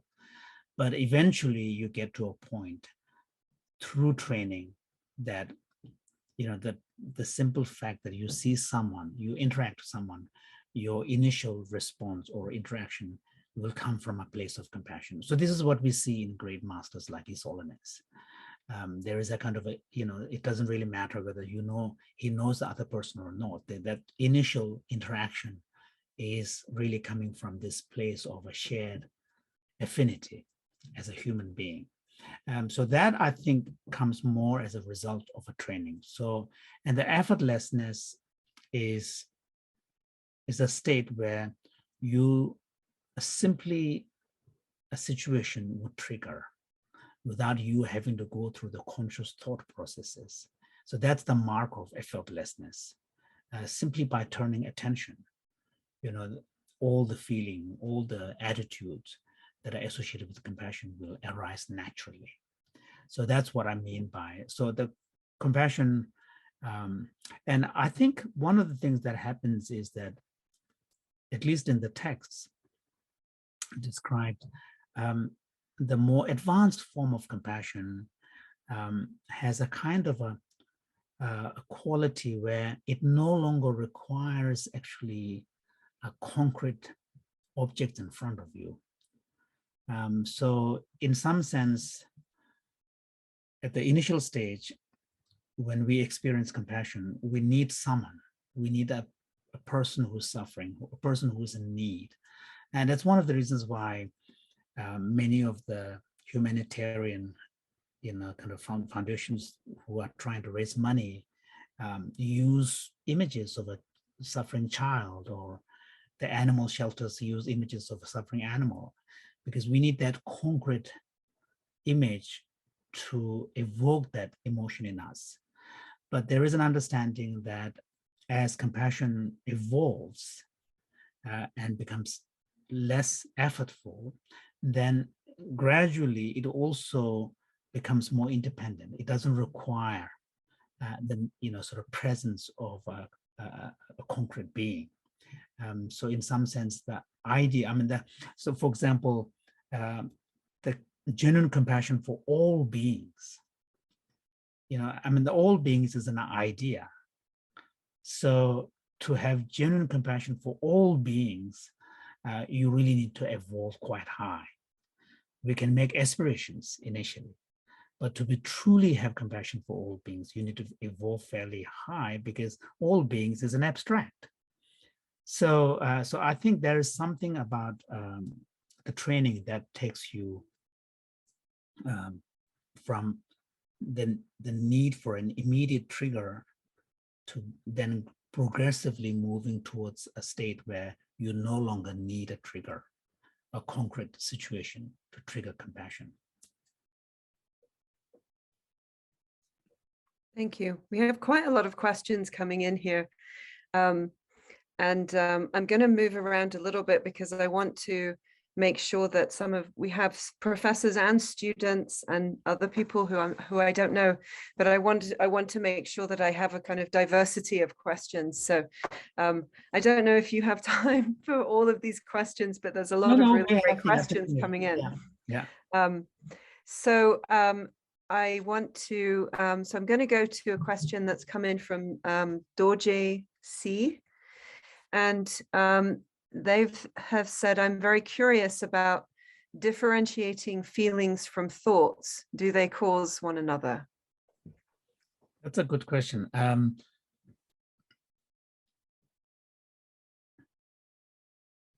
They are very intimately related. In the Buddhist psychology, in Buddhist psychology, interestingly, in the end, we cannot completely separate the two, because every mental state, including thought, is believed to have a sort of an aspect which has a feeling tone to it. So because feeling is more of a subjective experience and what it feels like to think. So ultimately, you cannot fully differentiate between feeling and thought, but more broadly, feelings tend to be more in the emotional realm. And then thoughts are really more in the intellect realm. And so even the language at least in cognitive science, we use the language cognitive and affective. So that, I think, is sort of mirrors that. And in the Buddhist psychology, there is an understanding that feelings kind of arise in response to a situation. Thoughts you can actually bring to a situation. So in some sense, you have a bit more say in the thought domain than in the feeling domain. And it's one of the reasons why many of the practices target thought rather than feeling. And the assumption here is that if you make changes at the level of thought, which includes attitude, your perceptions, your worldview, your outlook, when you make changes at that level, then it will also sort of modify your feelings and emotions. Whereas directly dealing with feelings and emotions is a tougher approach. So they are intimately connected. And then, of course, we also know from personal experience that your feelings also then influence your thought. The way you feel about something then sort of leaves a trace in you, which then give rise to another kind of thought. So they are very intimately connected, but from a point of view of a practice, the emphasis is more at tackling at the level of thought rather than at tackling at the level of feeling. So I don't know if that makes any sense, but that's one of the reasons why in Buddhist practices there's so much emphasis on cultivation of insights into impermanence, no self, no attachment. All of these are really at the level of thought and attitude. And then the assumption here is that by changing the thought, mindset, outlook, then you will also change your feelings. Okay, so I'm going to go to another student question here.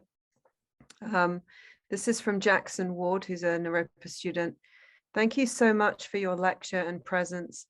I'm curious to hear your thoughts on creatively challenging the trend of Dharma being commodified in various ways. That's a really good question. I don't think some form of commodification is avoidable. I think that's the nature of our contemporary society. It's a very acquisition oriented, and also the whole. I mean, even for Dharma to be adopted widely, some kind of publicity is required because people need to know. People need to, because there's so much out there. In order for people to know something is happening, something is available, you need to bring the information to their attention. So all of this suggests that some degree of commodification and is really unavoidable. And also, as human beings, even in traditional Tibetan society, quite often people relate to the instructions as kind of commodities, and saying that I've received this transmission, I've received that transmission. It becomes a list, So I think as human beings, I don't think we can completely avoid. But my hope is that at least on the part of the people who are choosing to take the position of a Dharma teacher, and sharing Dharma to the world, my hope and aspiration, plea is that people who are in that position of a teaching and spreading, that they need to ensure that their own intention is really pure. What happens to the product, what happens to what you share, in some sense, you don't really have control. But you do have control as to where you are coming from. What is your intention? Okay, why are you doing this? There, I think a critical self-reflection, looking into the mirror and constantly renewing your bodhisattva vow that I'm doing, so that even though there might be immediate intention that has to do with marketing, because if someone is teaching Dharma full-time, that person has to pay the bill. So one has to be realistic. So there will be aspects of the teaching career that has material dimensions, monetary dimensions. But if you're clear that your fundamental motivation is to share Dharma as widely as possible, to be able to bring benefit to people, that I think is important. So I don't worry too much about the commercialization, the commodification, and all of this, because once you put it out there, what people do with it, in some sense, you really don't have much to say. You put it out there, but on your part as teacher, making sure that your motivation, first and foremost, is to bring benefit to others. That has to be fundamental. Okay, next question is from my colleague, Dr. Phil Stanley. In the Buddhist tradition, one's painful mental states and harmful actions are understood to be deeply entwined with one's perspective, attitudes, views, etc. It seems secular meditation programs avoid getting into the issues of the problematic side of participants' perspectives, attitudes, and views. Does this not place a significant limitation on the effectiveness of secular trainings? Are there ways of expanding insights into how we do not have to believe our thoughts to include the more challenging aspects of Buddhism, for example, selflessness, or the dynamic constructedness of identity and the frequent harmfulness of such identities? That's a really good question. My hope is that eventually, even the secular adaptations of Buddhist teachings will move in that direction. But that's a more challenging one, because whoever is doing the adaptation essentially is doing a cultural translation kind of work. And that should be done by someone who knows both worlds quite well and also has a very acute sense of, intuitive sense of what, how can you convey these kind of ideas. And even with the question of selflessness teaching, um, even in the tradition, there is a recognition that there are degrees of selflessness, there are degrees of deconstruction of self. So maybe, subtleties. So maybe there could be a progressive levels which can be brought to the secular world. And to some extent, it's beginning to happen. For example, like in the cognitive behavior therapy, a lot of the work they do is what is called reframing, cognitive reframing of a situation.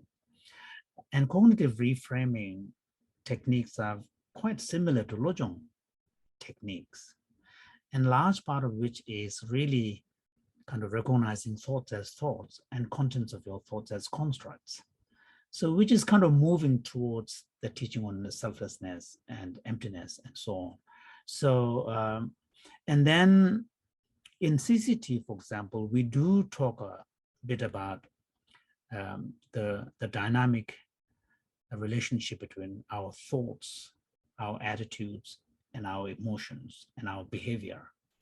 So that's an important part of the Buddhist psychology.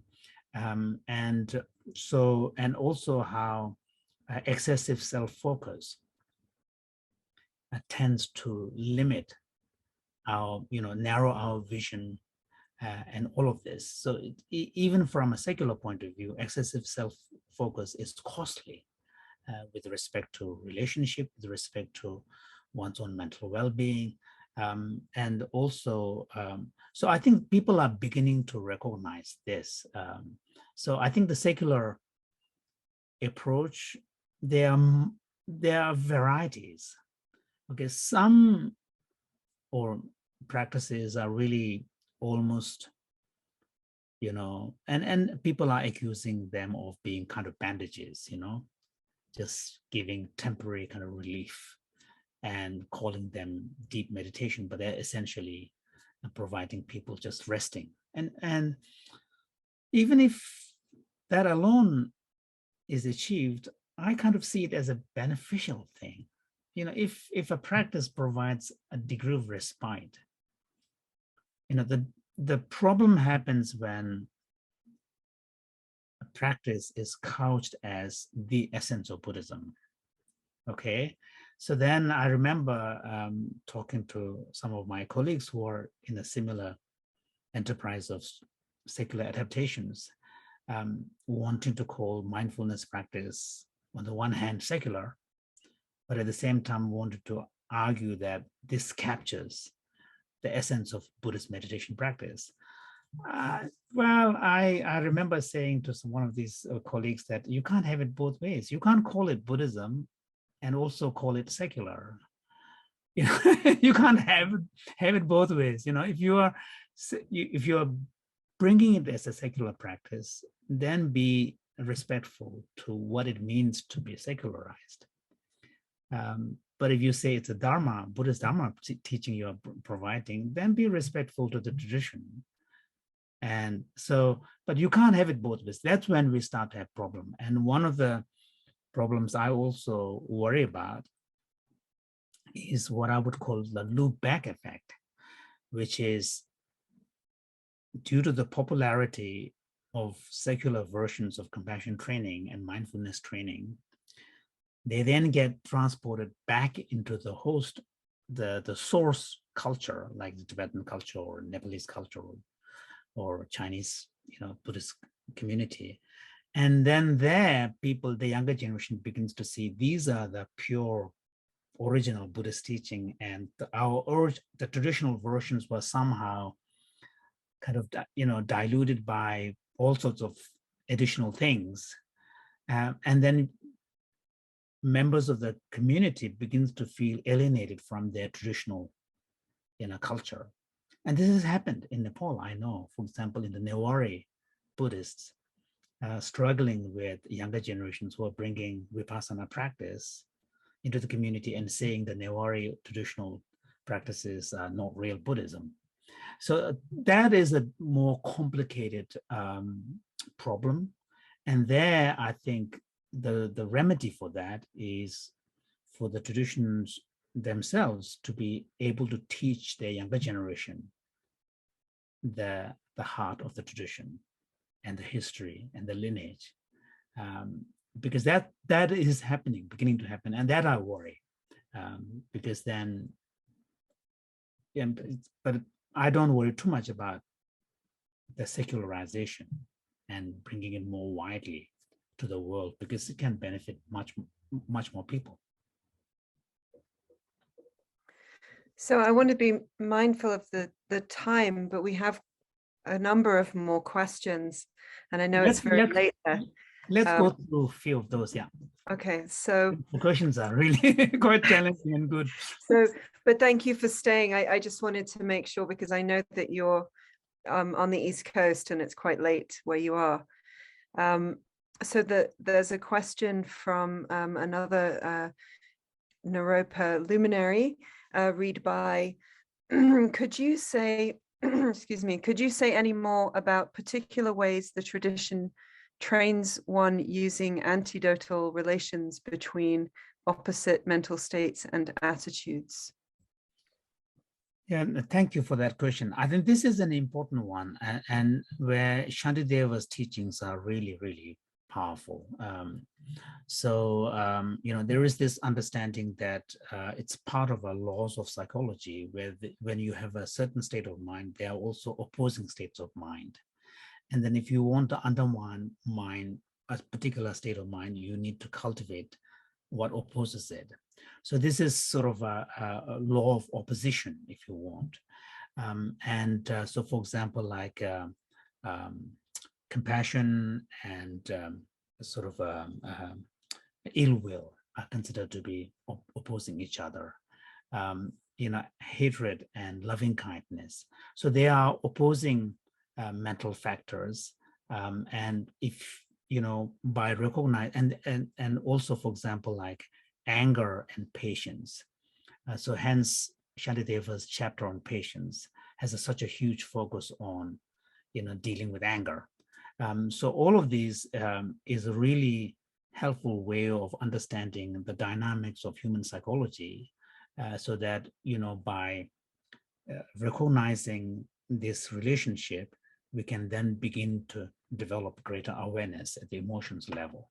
So if you look at His Holiness's book, Beyond Religion, the second part of that book is really about practice, again in a kind of a secular version, but he gives the example of anger as one of the examples, and shows the Shantideva type approach on using the antidote as a way of, dampening the intensity of anger. So I think there are practices like that, which I think is helpful, but mostly, it's really about understanding the dynamics within the human psychology. That's the main purpose of these kind of teachings. Yeah. Okay, so I'm going to try and get through all the questions if you have the time for us. No, let's go through some of them. Yeah. Okay. So this one is from Dave Payne. As I'm simultaneously studying mindfulness, Buddhism, and the 8 limbs of yoga, I find the principles overlap substantially, with meditation practice being a constant between them all. Further, all 3 are widely embraced by secularists. What is the Buddhist view of yoga? Is there a place for it in Buddhism? Well, yoga, in the way in which today it is used widely in the West, it's really heavy concentration on the physical exercises part. But traditionally, both in India and in Tibet, yoga meant something deeper. It was actually yoga is a form of mental exercise. And then the physical exercises were really seen as part of it and preparation towards the training of the mind. I mean, understood in a traditional sense, yoga is something that is common to both, Buddhism and non-Buddhist Indian traditions. It's really kind of seen as part of a mental exercises that includes the breath-based kind of approaches, and a key aim of which is to cultivate kind of settled state of mind, and union is a sort of a broadly defined, where there is a kind of a non-dual experience. And of course, meditation is a key part of that practice. But yoga as a physical exercise is, in the Tibetan tradition, is not that emphasized. We find that as kind of preliminary practices, for example, like 6 yogas of Naropa, and they are, breath-based exercises. But in fact, we call them tulko, not yoga, neljor. So we tend to differentiate between yogic physical exercises versus yogic practices. In the Tibetan tradition, I don't know what the Indian equivalent of that is. So I mean, I agree with you that there is a huge overlap, and meditation is the common denominator across them. But the difference really comes more from the structure of the practice. It would be quite different. And also sort of the roots of the traditions themselves. Because mindfulness, even though it is secular, the format is very much tied to the Buddhist 4 foundations of mindfulness. They may not list all 4, but they do move from body to feelings to thoughts. And then they lump in the modern version, thought and content of the thought are lumped together. And so one doesn't speak of the 4 foundations of mindfulness, but the progression from body to feelings to thoughts is there. And the yoga Ashtanga practice, the structures again from the Indian tradition. So the structures will be different, but meditation is, you're right, is a common denominator. Yeah. Okay, so there's 2 questions that I'm going to combine into one. So there's questions from 2 people that I'm going to combine, and the first part is from Judith Simmer Brown, and the second part is from one of our students here at Naropa, Brooke Doakes. So Judith's question is asking, what would be the motivation for mind transformation? We usually hear that the experience of suffering is a strong motivator for Buddhists. Is that the same for secular audiences? And then the second part, which is coming from a student that I think is a nice addition to that question also, is, do you believe secular contemplative practice and Buddhism lead to the same place or understanding? So that's a lot to chew on. I think in the secular context, people coming to secular practices like mindfulness and compassion training and loving kindness meditation, I think the motivations vary. I think quite a number of people actually do come because of suffering, the problems they are feeling, and quite a number of people come because they feel a sense of alienation, a lack of connection. But many people seems to come because the message that you can apply your mind to help promote your own well-being seems to resonate with them. And also in compassion training, the message that capacity for compassion is natural in all of us, and we can choose to make that an active force. as a guiding principle in our life so that we tap into it in our interaction and relation to people in our life and the world. So the human relationship part seems to be an important motivation.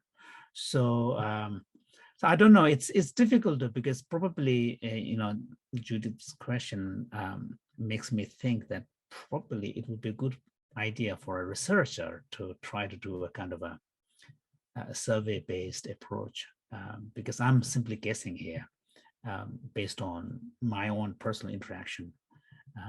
Among the people that I have met, that I've given workshops and all of this, a large part seem to be motivated by the idea that you can learn mental techniques, mental skills, so that you can apply your mind and be more conscious and bring more intention into your everyday life and improve your quality of relationships. That seems to be an important motivation for quite a lot of people. So do you believe that secular contemplative practice and Buddhism lead to the same place? And well, that's a difficult one, because what do we mean by same place? That's the thing, as a Buddhist, the funny thing is, like all religions, Buddhism will also say that the path that is being presented is not just for the Buddhist, it's for all beings. Okay, so each tradition will claim universality. Most of all religions. I mean, the Catholic Church is called Catholic. Catholic means universal. So I think there is, this is something that we have to understand. I mean, from an outsider's perspective, then we see this being a specific tradition, its teaching being relevant to the specific tradition. That kind of language is a language developed in a pluralistic society where multiple perspectives are present. But if you look at the understanding of the traditions themselves from an insider's perspective, then the Buddhist tradition and the path that is being presented is not meant to be only those who are Buddhist. It's meant to be for all beings, because aspiration for attainment of enlightenment, perfection, is thought to be available for all, and Buddha nature is supposed to pervade all beings. So my own sense is that, secular versions of Buddhist practices can really take someone quite far. But if one wants to go all the way that the Buddhist tradition is presenting as a map, then at some point, one needs to take a bigger step beyond the boundaries of secular framework. And, for example, there is a passage in one of the sutras, or a text, which says that, there is no second door apart from emptiness to liberation. So emptiness is referred to the door with no second door. So the meaning here is that if you are serious about gaining liberation from samsara, you can't do it without realizing emptiness. And similarly, if you truly are interested in developing compassion to its optimal level, then compassion has to culminate in bodhicitta, an altruistic intention to attain Buddhahood for the benefit of all beings. So I don't think it makes sense to say that secular versions of Buddhist practice will take you to the same place which the Dharma practice in a traditional way will take you. It will take you up to a point. But I don't think, because, and in any case, the secular versions are not meant to be taking you to the aims and goals that are very important for the Buddhists. The secular practices are meant to take you to a certain goal, which is bound within the secular framework. So, so I don't know. I mean, it will initially, I think it goes towards the same direction. Okay, so more questions keep coming in. So I was thinking that maybe we'll have one more question, and then if I can gather the questions, would it be okay if I email you some of the other questions? Because people are asking really fantastic questions, but I think we might be here until midnight our time and 2 a.m. your time. What I would like to do is hold some of the questions from our Naropa community, because I'll be able to forward that to you, and you can possibly also talk to them in tomorrow in a class as well. I can invite them to the event. So I'm going to take one last question and then gather the rest, if that's okay. Thank you. So this question is coming from Tenzin Lanze. I'm currently a pharmacy student, and currently we are on our psychiatry block. As I learn more about these psychotropic medications and their potential to help patients who suffer from depression, anxiety, and other debilitating psychological disorders, I wonder if the approach of mindfulness and cognitive behavioral therapy, i.e. a non-pharmacological approach, are going to be phased out or slowly lose favor in the future. In the modern era, we see very few patients choose a non-pharmacological pathway due to time constraints and longer duration of outcome. That's a really good question.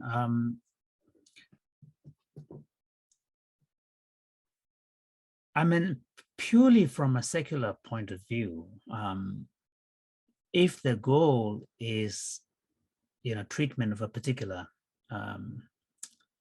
illness or a situation, then between pharmacological approach versus non-pharmacological approach, especially the psychotropic substances, if the downside isn't that great, I will not be surprised that people will choose the pharmacological approach, because it's more immediate, it's easier, it doesn't require too much applications of one's own effort and mind. But secular practices, while it has become popularized because of the clinical applications, but I see the longevity of these practices not so much primarily because they lead to a certain kind of treatment like depression. I see them as the longevity in these practices because even though we call it secular, people who begin to gain benefits from these practices actually find meaning, deeper meaning. They may not call it religious, and they are able to bring better part of themselves. They feel that they are a better person. They feel the quality of relationships with important people in their lives have improved, okay? They find greater purpose, and they find more joy. So I think even though the initial attraction to these practices came more from the health side, but the longevity of these practices probably will be determined by people finding benefits that go beyond health outcomes. And I truly believe that. And so there, I don't think psychotropic substances can actually match the long-term capacity of these kind of practices.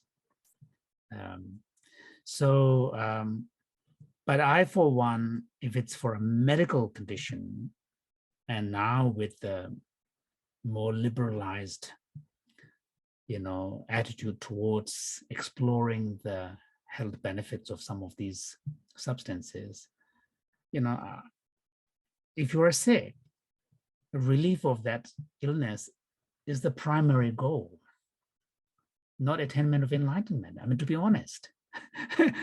So I would actually encourage, especially the sort of the clinical applications of these substances. I'm actually quite excited that with now the culture being more open, there are a lot more research happening in this domain. And so And if someone is suffering, someone is pain, then waiting for mind to kick in to help relieve pain is a tough work. Whereas if there are these helps, why not?